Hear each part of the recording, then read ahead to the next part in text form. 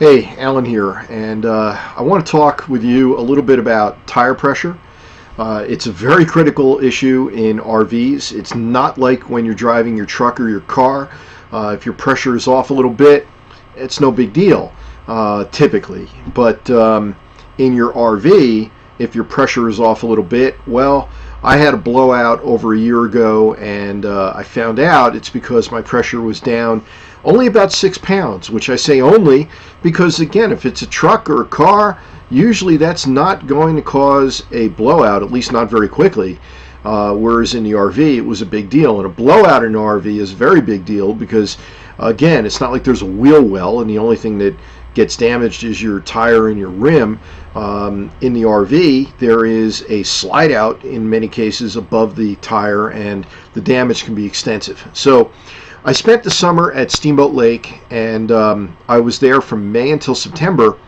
So naturally, one of the first things I went and did before I took off was to check the tire pressure in my truck tires and in my RV tires. And I was amazed, actually, to find that the pressure in the RV tires was pretty much exactly where I left it when I started out in May. It's at 80 pounds. They were within 1 pound. And I made sure that I checked the pressure early in the morning, and it was already early September, so the early morning temperatures were in the low to mid 40s. So this was already chilly weather, and I was up at 8,100 feet. And again, the tires had held their pressure while just sitting around, literally, all summer. Well, I took off from 8,100 feet elevation and did some touring after that.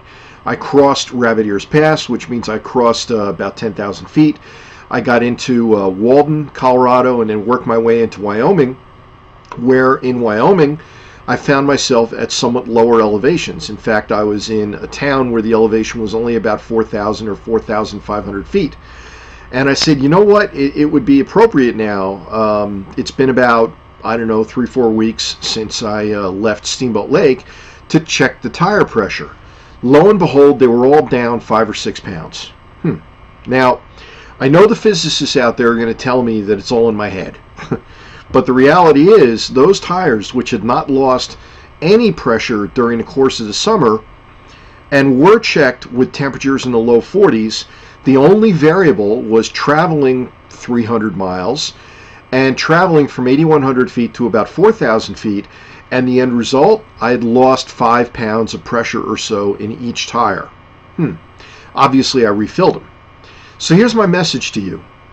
If you're changing altitudes for whatever reason, and I'm a believer that when you go down in altitude, the pressure outside increases, which will tend to decrease the pressure inside your tire. And I'm not sure I even understand the physics behind that. But apparently it's happening, and even if it's not happening, it doesn't hurt to check your tire pressure. If you change altitude, check your tire pressure, especially if you're going to be staying at that altitude for any length of time. Naturally, in addition to that, if you are changing temperature, as the temperature falls, and this one is not controversial at all, tire pressure will diminish.